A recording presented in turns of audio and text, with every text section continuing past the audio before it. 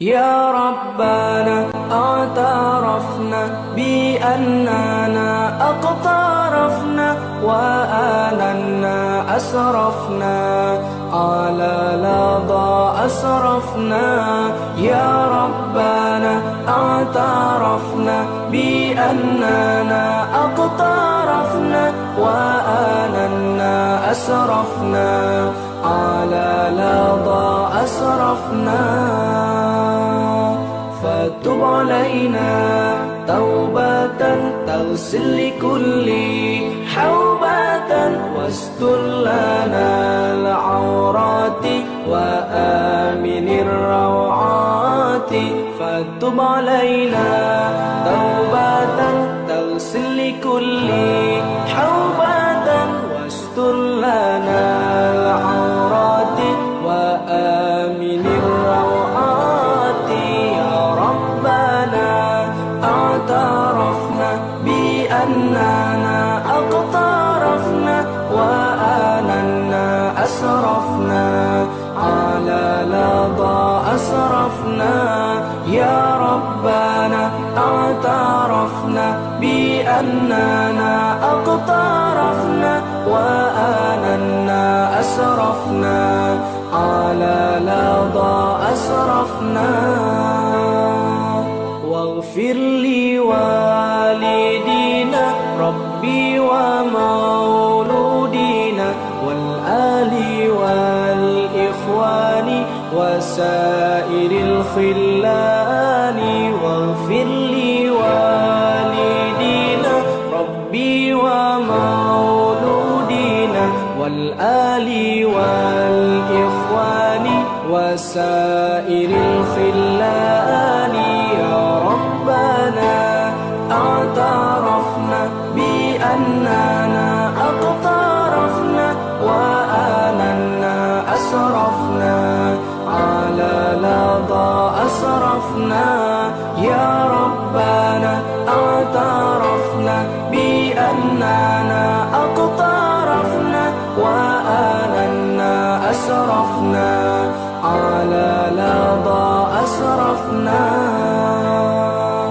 فضلا وجودا منا لا باكتساب منا بالمصطفى الرسول نحظى بكل سول. فضلا وجودا منا لا باكتساب منا بالمصطفى الرسول نحظى بكل سول. يا ربنا اعترفنا بأننا أقترفنا وآننا أسرفنا على لظى أسرفنا. يا ربنا اعترفنا بأننا أقترفنا وآننا أسرفنا على لظى أسرفنا. يا ربنا اعترفنا بأننا أقترفنا وآننا أسرفنا. أعوذ بالله السميع العليم من الشيطان الرجيم. بسم الله الرحمن الرحيم. وإذا تتلى عليهم آياتنا بينات قال الذين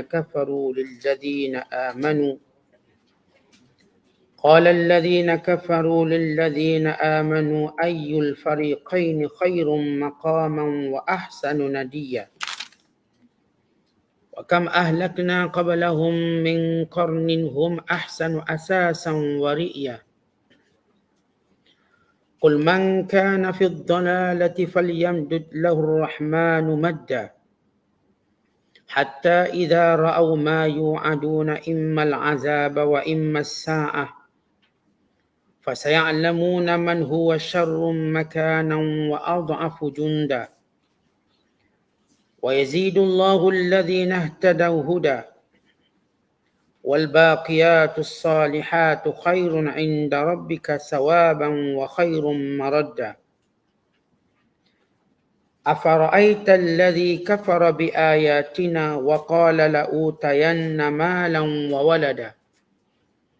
Attala'al ghaiba am ittakhadha 'inda ar-rahmani ahda.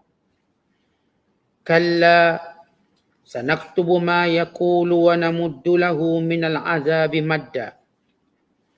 Wa narithuhu ma yaqulu wa ya'tina farda. Sadaqallahul 'azim. Dan apabila dibacakan kepada mereka ayat-ayat kami yang jelas nyata, berkatalah orang-orang yang kafir kepada orang-orang yang beriman, puak yang manakah dari kami dan kamu yang lebih baik tempat tinggalnya dan lebih elok majlis perkumpulannya. Dan berapa banyak kaum-kaum yang ingkar sebelum mereka. Kami telah binasakan sebelum mereka.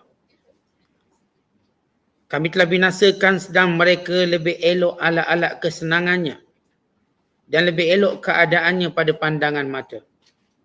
Katakanlah wahai Muhammad, siapa yang berada dalam kesesatan, maka biarlah Allah Ar-Rahman melanjutkan baginya satu tempoh yang tertentu.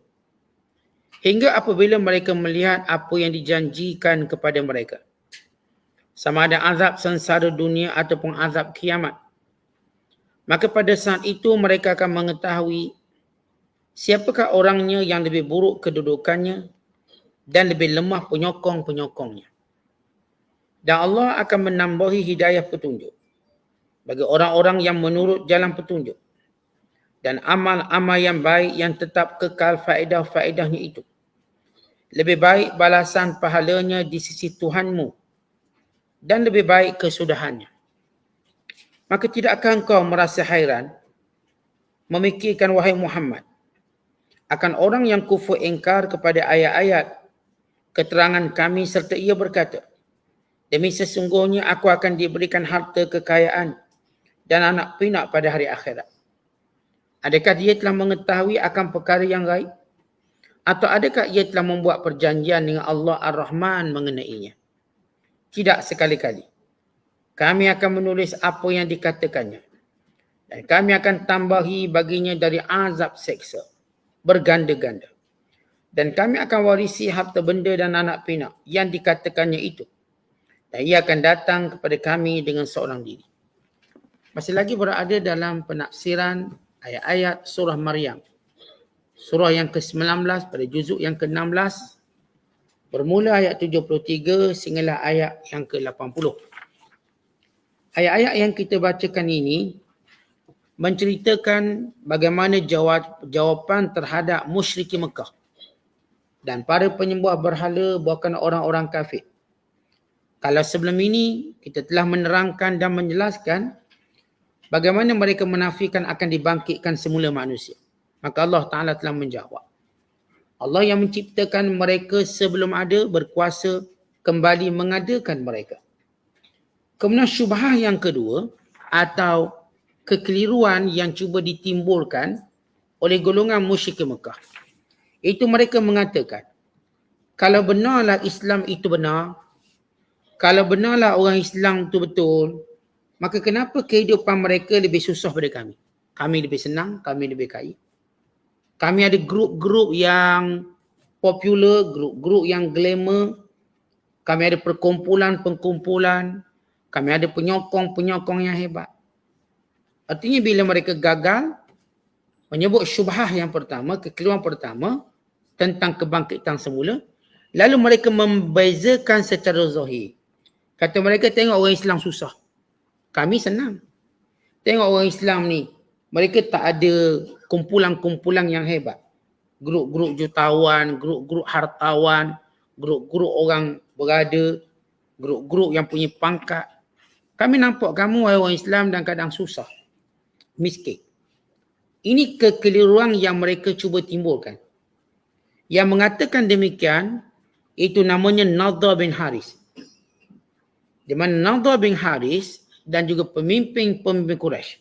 Nadhr yang meninggal pada tahun 2 Hijrah. Dia mati dalam keadaan kekufuran. dia sentiasa menyakiti Nabi SAW dengan perkataannya, dengan perbuatannya. Antara kata-katanya Allah rakam dalam Quran.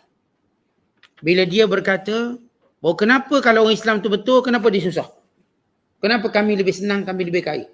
Kenapa orang Islam itu terdiri pada hamba-hamba, budak-budak? Sedangkan kami orang-orang yang ada pangkat dan jawatan. Waktu itu. Walaupun hujah ini tidak pernah logik. Kerana kebenaran tidak dinilai dengan harta benda. Kebenaran bukan diukur dengan pangkat. Tidak juga dengan ramai atau sedikit. Tapi kebenaran itu datang diukur dengan akal yang sihat. Akal tanpa syahwat. Akal yang berfikir secara fitrah. Maka dengan jelas menyembah berhala itu kesesatan. Dengan jelas berzina itu kesesatan. Berjudi itu kesesatan. Maka bagaimana mereka cuba membuang kayu ukur, kayu ataupun penilaian kebenaran dengan membandingkan harta benda dan pangkat. Kan itu kata Allah. Wa idza tutla alaihim ayatuna. Bila dibacakan kepada mereka hujah-hujah keterangan kami ke atas mereka. Hujah tentang keesaan Allah, kekuasaan Allah. Hujah tentang kebatilan berhala yang tidak beri manfaat, yang tidak beri mudarat, yang tidak mendengar, yang tidak melihat. Maka hujah-hujah itu bila dibaca, mereka cuba mengalih jawapan lain. Mereka tidak mau berfikir dengan hujah-hujah Al-Quran tentang kebatilan kesyirikan mereka, kebatilan penyembahan berhala mereka dan kebatilan cara hidup mereka. Lalu mereka berkata, qala allazina kafaru, dan berkata orang-orang yang kafir. Walaupun ayat ini khusus kepada penduduk Mekah yang kafir waktu itu. Tetapi maknanya meliputi umum pada semua orang kafir. Kerana semua orang kafir berfikir demikian. Mereka berfikir demikian. Kata mereka pada orang beriman, ayyul fariqaini, mana grup, mana kumpulan. Khairum maqama, yang lebih baik kedudukannya. Wa ahsanun nadiyah, yang lebih banyak pengaruh dan pengikutnya. Perkataan nadiyah ni maksudnya kelab. Kelab ni maksudnya kita sebut grup-grup. Mereka ada grup-grup yang saya sebut ni grup jutawan, grup hartawan. Grup-grup yang menjadikan mereka duduk dan berbangga. Macam grup-grup gangster. Duduk berbangga siapa lebih kuat, siapa lebih kaya, siapa lebih gagah. Mereka berbangga sebagaimana jahiliah berbangga. Lalu mereka tanya, yang kita katakan di antara yang berkata demikian adalah Nadhr bin Haris. Yang berkata, mana lebih popular? Kami ataupun kamu? Wakam, Allah pun jawab. Wakam ahlakna qablahum. Tidakkah engkau lihat betapa ramai umat dahulu yang lebih kaya daripada kamu, lebih ramai pengikut daripada kamu, kami dah musnahkan dan segala harta benda dan pengikut mereka tidak membantu sedikit pun. Kata Allah, wa kam ahlakna qablahum min qarnin hum ahsanu asasan wa ri'ya. Betapa ramai umat sebelum ini, zaman sebelum ini, yang telah kami binasakan mereka. Sedangkan mereka itu lebih banyak perkataan asasan, maknanya pekakas-pekakas rumah. Asal maknanya asasan. Dan perkataan ri'ya maksudnya lebih nampak cantik, lawa, indah, lebih eksotik. Artinya dulu, nak nilai orang kaya macam mana, pekakas rumah banyak mana orang tu ada. Jadi kita kalau masuk rumah orang kaya, rumahnya pasti akan penuh dengan pekakas-pekakas. Asasan ni termasuk perabot, furnish. Furniture dia semua. Perabot tu ni dari Bali, ni daripada Bandung, ni daripada sekian, ni daripada sekian. Nampak kaya. Sebagaimana hari ni kalau nak tunjuk kaya macam mana, rumah dia. Macam mana nak tunjuk rumah tu kaya? Dalam dia. Dia pun tunjuk ni kabinet dapur. Boleh makan untuk 200 orang. Misalnya, hari ni kolam, infinity pool. Ni kolam tanpa batasan besar. Hari ni bilik tidur. Hari ni tandas. Semua perabot-perabot mahal. Ni daripada Itali, ni daripada Sepanyol, ni daripada sekian-sekian, Jepara dan sebagainya. Allah sebut ramai umat dulu yang aksaru asasan, perabot mereka lebih banyak pada kamu. Mana lebih kaya. Wari'iyah, dan kekayaan mereka tadi diterjemahkan dengan lebih cantik pada kamu. Satu hari ni kalau kita beli emas, macam mana emas tu ada harga bila dibentuk je lawa. Kita pun namalah emas tu apa? Perempuan tahulah jenama-jenama emas tu. Nama bunga durian ke, bunga rambutan ke, nama emas tu. Emas dakap ke, ni emas lipan bara ke. Ni semua ada jenama emas dia. Nak cantik, lawa, bentuk tadi. Allah nak beritahu dulu, orang dulu, dia bentuk perhiasan mereka lebih cantik. Sebab tu kata Allah Ta'ala dalam ayat yang kita bacakan, wari'ya. Ri'ya, pemandangan dia, keindahannya lebih terselah. Dalam terjemahan literalnya, manzaran wal murad nadaratan wa husnan. Dia tengok tu sejuk hati, cantik dia. Dari sudut nadarah, dia sentiasa ceria, nampak evergreen, nadarah, wa husnan, dan indah. Artinya orang dulu, kata Allah, kaya pada kamu. Qarun kaya pada kamu. Ni kaum Ad kaya pada kamu. Kaum Samud kaya pada kamu. Bukan sekadar kaya, sihat pada kamu. Panjang umur pada kamu. Gagah pada kamu. Semua benda mereka ada lebih daripada kamu. Pengikut mereka lebih ramai. Kamu orang Quraisy berapa kerak sangat duduk kat Mekah. Mereka ramai. Tapi Allah binasakan semua mereka. Maka apa nilai kekayaan? Tuan-tuan, jangan kita cerita binasa Allah tu melalui segala bentuk azab. Cukup kita tahu mati tadi menjadikan semua tu tak ada nilai. Apa nilai orang yang bergelar dengan segala gelaran dunia? Berilah gelaran segala maha agung dia dapat kerana dia pemerintah yang berkuasa. Segala pingat Datuk Seri sampai Tun kerana dia orang berpengaruh dan terkenal. Lepas tu kita lihat bila dia mati, apa nilai semua tu?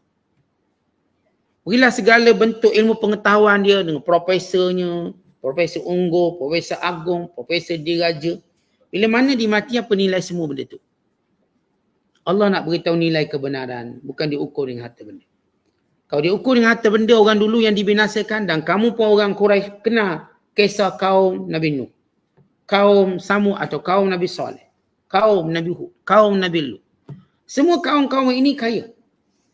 Mereka ada kekayaan sebenar. Kita hari ini, tuan-tuan, kekayaan kita bersifat spekulasi.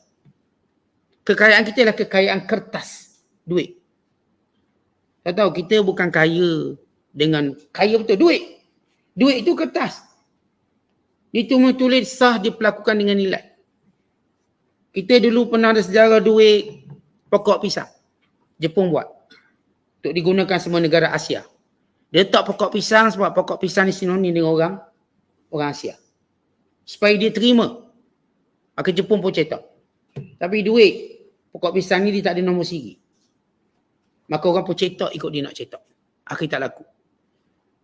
Kalau nak beli satu benda tadi, kalau harga dia RM1, mungkin RM200. Inflasi tinggi. Dia cetak. Maka duit yang kita pelakukan hari ini lebih bersifat duit kertas, bukan nilai. Tentang dulu duit, ikut perjanjian mereka buat sekitar era 40-an. Siapa pun nak cetak duit, dia mesti ada apa yang disebut sebagai sokongan emas. Dia kena ada emas banyak ni, maka dia boleh cetak banyak ni je.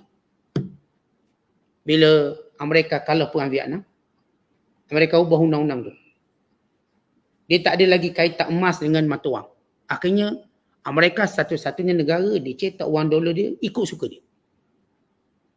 Sebab tu, satu kajian menunjukkan bahawa dolar mereka dicetak lebih daripada mana-mana mata wang dunia. Sebab tu mereka cepat kaya. Mereka cetak duit. Oleh kerana mereka kuasa besar, oleh kerana mereka gagah, mereka pengaruhi ekonomi. Sebab tu mereka boleh lahirkan jutawan lebih banyak pada negara lain. Sebab mereka cetak sendiri duit. Negara lain masih akur dengan perjanjian tahun 40-an, tak boleh cetak duit melainkan mengikut nilai emas yang ada. Dan mereka kuasa besar. Dia berdiri apa, orang cakap apa. Dulu dia buat macam-macam bentuk, apa yang disebut dakwah, kononnya dia menang perang Vietnam. Kita pun tengoklah filem combat. Kita tengok filem combat, ni geng-geng orang lahir tahun 70-an. Tunjuk Amerika menang. Keluar cerita Rainbow, Amerika menang. Realiti mereka kalah teruk. Bahkan lebih daripada 2 juta orang yang tercedera. Mereka buat satu hospital sakit jiwa untuk kesan trauma perang Vietnam. Bila mana mereka kalah teruk, mereka tahu mereka dah belanja besar dalam perang. Kalau mereka masih ikut kaedah ada emas cetak duit, mereka akan jatuh ekonomi. Lalu mereka pun langgar perjanjian tahun 40-an yang dipersetujui. Pada tahun 70-an untuk buat mata wang sendiri dengan maksud mata wang dicetak tanpa ada asas emas. Sebab itu para ahli ekonomi menjangkakan sekiranya tersilap teknikal sedikit, maka Amerika akan teruk jatuh ekonominya. Dan negara-negara lain mengambil sikap simpan emas banyak. Rusia simpan emas banyak. Emirates simpan emas banyak. Semua. Sebab mereka jangkakan satu hari nanti duit itu akan kembali jadi kertas, bukan duit. Tuan-tuan tengok duit tuan simpan banyak. Itu kan kertas. Cuba bakar. Habis. Dia bukan nilai. Dia bukan nilai sebenar. Nilai spekulasi kita panggil. Emas memang nilai betul. Kita bakar pun jadi emas juga. Tuan-tuan bakar emas jadi apa? Jadi emas. Tuan-tuan bakar kertas jadi apa? Jadi abu. Jadi menyesal. Bakar duit. Kalau kita bakar emas, emas tu makin kilat. Makin kilat. Makin kilat. Sebab dia bersih. Dia buang kotoran-kotoran yang ada. Allah Ta'ala nak cerita. Orang dulu kaya. Orang dulu kaya ni memang dengan emas. Bukan dengan mata wang tu. Mereka gunakan pertukaran emas. Kita hari ni kekayaan palsu. Dengan ada duit kripto pula. Bitcoin pula. Dia lagi kaya palsu. Benda tak ada. Dia cuma bilioner dalam skim ataupun dalam mata wang kripto. Yang tidak kelihatan. Bitcoin yang tidak kelihatan. Tapi nilainya bilion nilai. Spekulasi. Apa-apa pun boleh berlaku. Sebab itu setengah negara yang faham benda itu, mereka mula kuatkan pertanian mereka. Sebab mereka jangka, mungkin nilai sayur akan mencecah ratusan ataupun mungkin dengan harga yang tak masuk akal. Bila duit sudah hilang nilai. Sebab saya sebut tadi, kita berada zaman, kaya kita ialah kaya lebih bersifat spekulasi. Harga rumah pun harga spekulasi. Semua spekulasi harga. Kita pun beli lukisan harga dia 4 juta. Spekulasi. Gambar pasir bunga 4 juta harga dia. Gambar kuda 1.5 juta. Itu apa benda? Orang dulu tak buat tu. Kita hari ni buat. Ni bilioner mereka sibuk membeli lukisan-lukisan yang ada nilai spekulasi. Kata mereka cara nak kaya, kita beli lukisan. Sebab lukisan ni kita boleh spekulit lagi harga tinggi. Maka ni lukisan Mona Lisa harga 20 juta, lukisan ni harga 30 juta, 40 juta, 100 juta. Kita orang biasa tengok lukisan tu macam tak ada harga. Kita tengok. Apa benda gambar macam ni? Bayangkan saya tengok gambar seekor kuda berlari, harga dia 1.5 juta dolar USD. Baik kita beli kereta. Kita lah orang biasa ni, tengok. Tapi bagi orang kaya, oh itu memang mereka simpan harta. Mereka buat lukisan abstrak yang tak faham, harganya puluhan juta. Tak faham. Ada satu lukisan pasu bunga, dengan bunga yang ada buah depan lebih mahal daripada potret Mona Lisa. Baik kita beli pasu bunga banyak-banyak. Buah banyak-banyak. Tapi itu kita nama spekulasi. Allah nak cerita orang dulu, dia punya kaya-kaya betul. Kaya betul. Orang hari ni bukan kaya betul. Kaya buat pinjaman. Dekat 20 tahun, 35 tahun. Punya kaya tapi 35 tahun hutang. Sampai alam barzakh. Orang dulu tak ada loan macam tu, mana ada bank. Memang duit dia lah. Kaya. Bila kita baca ayat-ayat yang menyatakan umat dulu lebih kaya, maka kita perlu pergi realiti umat dulu. Betul ke umat dulu kaya? Mereka bongkar kubur-kubur lama, ditanam bersamanya emas. Dan juga emas yang ditempa, emas yang dibentuk. Bersifat mahkota. Firaun, dia bongkar kubur ni, dia punya mahkota Firaun daripada emas betul. Emas betul, tu kaya betul. Gelang besar dia besar. Daripada emas betul. Semua dari emas. Kan itu bila kita baca kisah Balqis, waktu dia menziarahi Nabi Allah Sulaiman, lalu membawa hadiah untuk mengalih perhatian Sulaiman tidak menyerang negara dia. Sebab Balqis dia kenal, negara ni negara kaya ke negara miskin. Kalau yang ugut kita ni negara miskin, kalau kita bagi hadiah, dia pun suka sangat. Maka dia tak akan serang kita. Tapi negara kalau kaya, kita bagi hadiah, dia tak akan terima. Sebab dia suruh ikut arahan dia. Sulaiman AS mengarahkan kerajaan Sabak sama ada tunduk beriman atau diserang. Sebab mereka menyembah matahari. Lalu mereka Sabak bermesyuarat dengan para pemimpin dia. Lalu kata pada pemimpinnya, Puan Permaisuri, kerahkan apa saja kamu nak. Suruh apa yang kamu nak, kami ikut. Kami tentera yang gagah kuat. Tapi Malikatus Sabak ataupun Puteri Balqis, dia lebih cerdik pada tentera dia. Perempuan yang paling cerdik ialah yang memerintah Sabak. Dia kata apa? Negara kalau diserang, macam mana pun dia akan hancur. Dan menjadikan penduduknya hina. Tak untung. Dia pemimpin yang hebat, dia boleh elak perang. Itu pemimpin hebat. Sebab perang menang ke kalah, hancur. Tuan-tuan tengok Ukraine perang Rusia. Apa jadi? Hancur semua. Belum tahu pun menang tapi semua dah hancur. Rakyat semua dah habis. Paksa berhijrah, puluhan juta berhijrah. Kerugian, tak ada yang untungnya. Maka Balkis ni dibijak, dia kata kalau negara kena serang, habis. Baik kita berdamai. Kita tengok apa dia nak.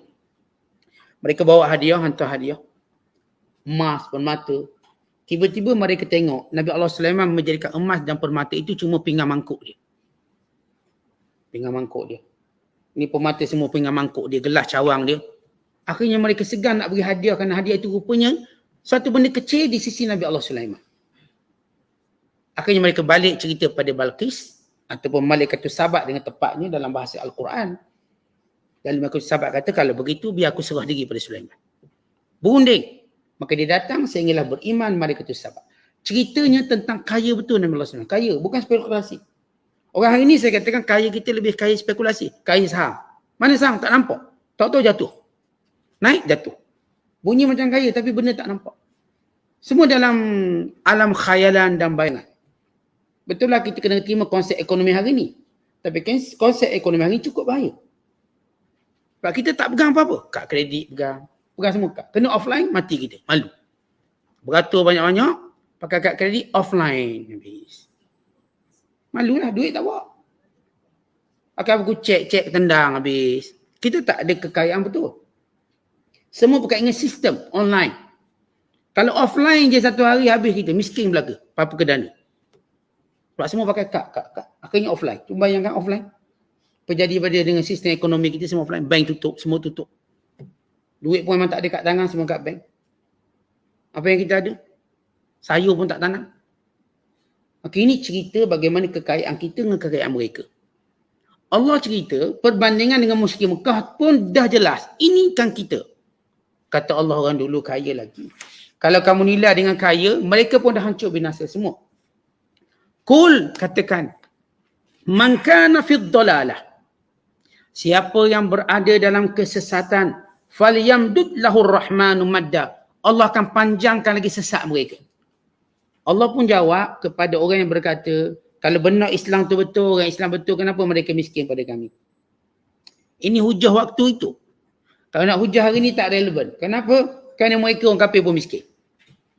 Orang Islam kaya pun banyak. Negara Islam kaya pun banyak. Bahkan dalam status negara-negara paling kaya di dunia, negara Islam mengambil tempat teratas. Ini Emirat, Qatarnya. Negara kaya. Bahkan kebanyakan negara Islam tak ada cukai. Tak ada cukai LHD yang tak ada. Tak ada income tax. Dia punya kaya. Semua orang pakat pindah ke negara Islam. Dan Rasulullah dah sebut tentang tanda-tanda akhir zaman bagaimana dilimpahi kekayaan pada negara Islam. Sehingga pengembala kambing berlomba-lomba membina bangunan paling tinggi. Dan hari ini bangunan paling tinggi di dunia dalam negara Islam. Di Emirat. Yang disebut sebagai Burj Khalifah. Yang baru mati owner dia.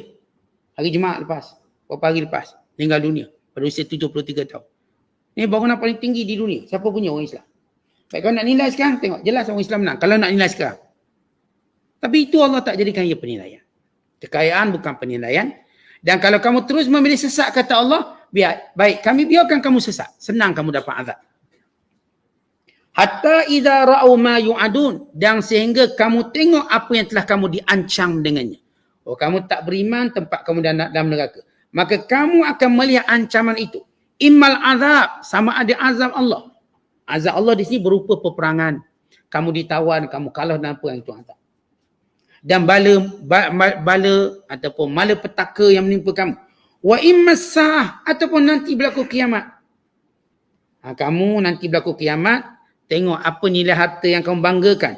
Fasaya'lamun, dan kamu semua akan mengetahui man huwa syarrum makana, siapa yang lebih buruk kedudukannya, wa adhafu junda, lebih lemah pengaruhnya. Oh, sekarang kamu kata pengaruh kamu paling kuat. Negara kamu paling kaya. Baik, kamu kata itu nilai bahawa kami lebih benar. Walaupun dalam otak yang normal tak pernah kebenaran dinilai dengan harta. Sejak bila kebenaran dinilai dengan harta? Kebenaran dinilai dengan fitrah yang suci. Tuan-tuan, terang-terang bila kata patung tu Tuhan, terang-terang salah. Ikut mana dia jadi Tuhan? Patung yang manusia buat, kecil besar ikut manusia punya ukuran. Nama pun manusia letak. Mata pun tak boleh tengok, telinga pun tak boleh dengar. Bila berlaku apa-apa, manusia kena alih tempat tu, alih tempat ni. Tiba-tiba dikatakan Tuhan, maka logik mana? Lalu mereka pun alih perhatian. Baik, sebab kami lebih kaya, sebab tu kami benar. Apakah kaya kamu berhala bagi?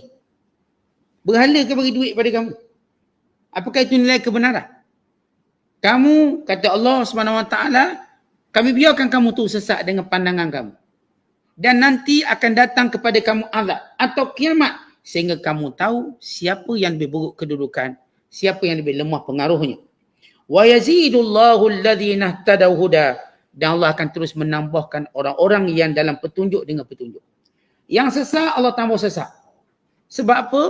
Manusia ni bertambah sesat sebab dia tak nak fikir. Tuan-tuan ni, kita manusia. Kalau dunia ni semua pakat fikir belaka.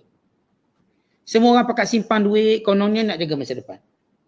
Semua orang dah pandai pilih-pilih aset, kononnya untuk jangka masa akan datang.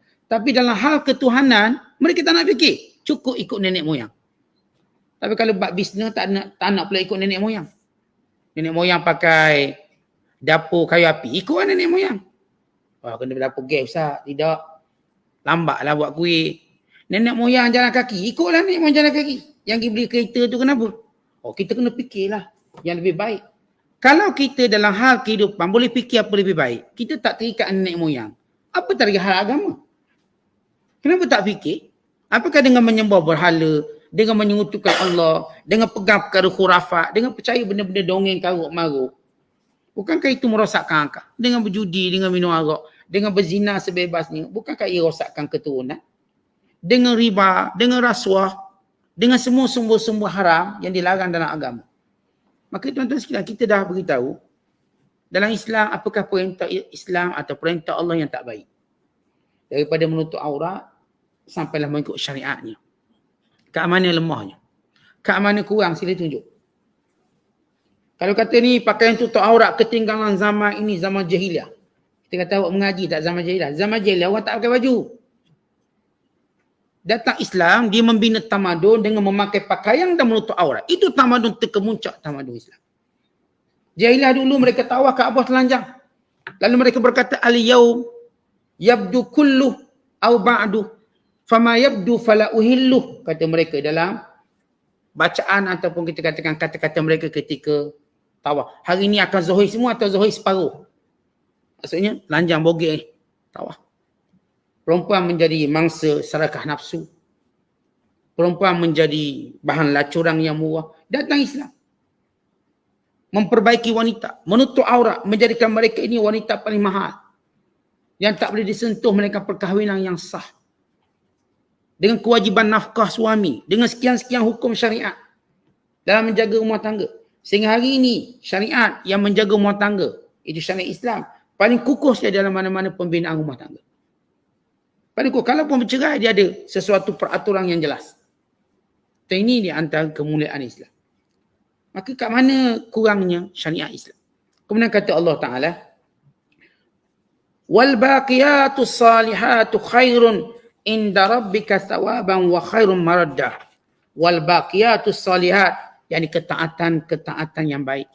Yang akan kekal kesan-kesannya. Seperti solat 5 waktu dan lain-lainnya. Dan ucapan. Maksud baqiyat salihat juga ialah ucapan. Subhanallah, walhamdulillah, wala ilaha illallah, wallahu akbar. Khairun thawaba, sebesar-besar, sebaik-baik faedah dan pahala di dunia dan di hari akhirat kelak. Wa khairun maradda, dan sebaik-baik tempat kembali. Apa kata Allah? Baik, yang berbangga dengan harta. Maka apakah itu sebaik-baik yang kekal bersama kamu? Dia tak kekal bersama kamu. Yang rasa mulia dengan pangkat. Apakah pangkat kekal dengan kamu? Dia tak kekal dengan kamu. Maka baqiyatus salihat artinya kebaikan yang kekal bersama kamu. Tuan-tuan, bila kita buat baik, kita buat taat, maka Allah jadikan kebaikan itu kekal bersama kita sampai dalam kubur. Kita bawa solat kita dalam kubur. Puasa kita, baca Quran kita, zikir, kesan itu. Baqiyat yang kekal, salihat yang baik-baik. Kerana setiap ketaatan itu dia meninggalkan bekas dan kesan. Tuan-tuan tengok, bila kita sembahyang, apa bekas dan kesannya? Tenang. Kita rasa nak jadi baik. Kita puasa, apa dia bekas dan kesannya? Lepas kita puasa, kita rasa sihat, kita rasa lebih ringan dalam mentaati Allah. Bila kita bersedekah pula, apa kesannya? Kita rasa gembira dengan kebaikan tadi, kita nak sedekah lagi. Setiap ibadat yang dibuat, dia akan bersifat baqiyat. Baqiyat yang tinggal kesan dia. Ada kesan-kesan baik. Tapi kalau kita buat jahat, maka dia akan tinggal kesan-kesan kemurungan, kedukecitaan, kehinaan, kesedihan. Semua kesan buruk. Bila mana kita buat baik, dia akan tinggal kesan-kesan baik sampailah kita mati. Maka kebaikan itu bersama dengan kita. Maka kata Allah, khairun sawaba. Itulah sebaik-baik gandaan keuntungan faedah kamu dapat. Khairun sawaba maksudnya faedah paling untung sekali. Tentang kita melabur dalam bank nak dapat faedah paling banyak. Untung banyak. Kita beli rumah, biar rumah ni harga sekian-sekian. Paling banyak. Itu yang kita nak. Tapi sebenarnya boleh ke kita ke? Tuan-tuan beli rumah, kupon aset, lepas tu memanglah naik harga pasaran dia. Dulu beli 800, sekarang dah harga 1 juta. Kita kata naik 200,000. Kita tak kira kita loan bank tu bayar 2 juta. Kita kira cakap kasar. Macam untung. Realitinya tak untung pun sebenarnya. Macam untung. Kita beli rumah ni dulu 500. Sekarang harga dia 800. Kalau kita balik awak pinjam 500, bayar bank berapa? Kira-kira bayar bank barangkali mungkin 1 juta lebih. Naik bawah 800 pun naik 300. Mana awak belum untung pun. Baik kalau untung sekali pun, untung. Kita dah umur 70 baru nampak untung. 70 ni. Siapa dapat untung tu? Tanah tuan-tuan beli dulu harga sekian, kemudian naik harga dia. Siapa dapat untung tu? Soalannya. Bukan kita. Bukan kita. Siapa agak dapat untung? Anak kita. Baik katakan anak kita. Mana kita? Bagian kita. Anak saya untung Ustaz sebab nanti faraid anak pun kaya. Baik. Selesaikan anak kita cerita di kita dulu. Mana kita punya untung? Kita pun mati masuk tanah. Mana untung kita? Kat mana untung? Dengan duit kita banyak tu, salah saham kita, mana untung? Sebab tu kata Allah, ini amal soleh lah untung kamu. Itulah untung. Sebab tu kita nak jadikan dunia penyampai pada akhirat. Kemudian kata Allah, wa khairum maradda, dan sebaik-baik tempat kembali. Dek kerana amal soleh tadilah, maka tempat kembali kita pun jadi bagus. Dek kerana amalan yang jahat, maka tempat kembalinya jadi azab. Sebab kita buat baik, maka tempat kembali kita syurga. Bila seorang tu buat jahat, tempat kembalinya neraka. Kemudian kata Allah, afara'aital ladzi kafara bi ayatina. Tidakkah kau lihat orang yang kufur pada ayat kami? Wa qala, dia berkata dengan merendah-rendahkan, mempermain-mainkan, la utayanna, aku akan dapat lebih banyak. Bila aku mati nanti, kalau nanti berlaku hari kebangkitan lah, aku akan dapat kembali malang wawalada, harta yang banyak dan anak yang ramai. Ceritanya, ada seorang lelaki, orang Islam. Orang Islam ini, namanya ialah Khabbab bin Arad. Khabbab bin Arad, ada seorang kafir hutang dia. Nama orang kafir ini As bin Wa'il. As bin Wa'il ini mati kafir. Dan dia paling memusuhi Nabi SAW. Tapi dua-dua anak dia masuk Islam. Yang pertama Hisham bin As, yang gugur syahid dalam perang Yarmouk. Yang kedua ialah Amru bin Al-As. Dua-dua anak dia masuk Islam. Tapi dia ni bapak kafir. Dia menghina Nabi SAW. Sehingga Nabi doa, ya Allah, engkau jadikan dia ditimpa dengan duri kamu atas muka bumi ini. Maka tengah dia berjalan terpijak duri, kaki dia bengkak, dia melarat.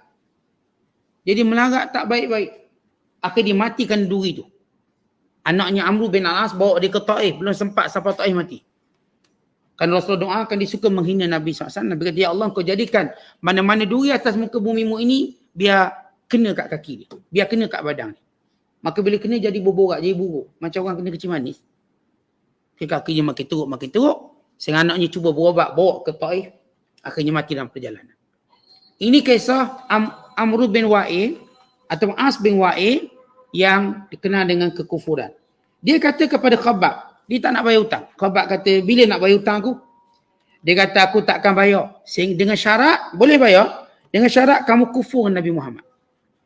Kamu kufur dengan Nabi Muhammad, aku bayar hutang. Lalu kata Khabbab bin Arad, demi Allah tidak. Aku tidak akan mengkufuri Nabi SAW. Sehinggalah kamu mati, sehingga kamu dibangkitkan.